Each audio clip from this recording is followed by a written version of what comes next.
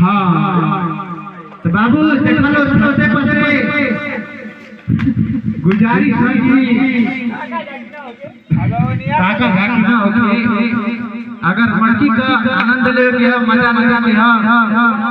तो नीचे आवा लोग नीचे से जो नाचते मिली कुछ चलते बसना तो भैया गुजारिश है हमरे हीरालाल पांडे भैया का खातिर बस थोड़ा दूसरा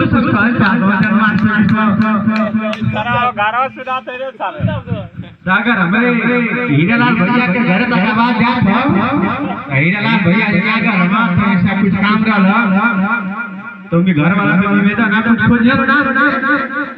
सारा बार में बाजी उठ के राधे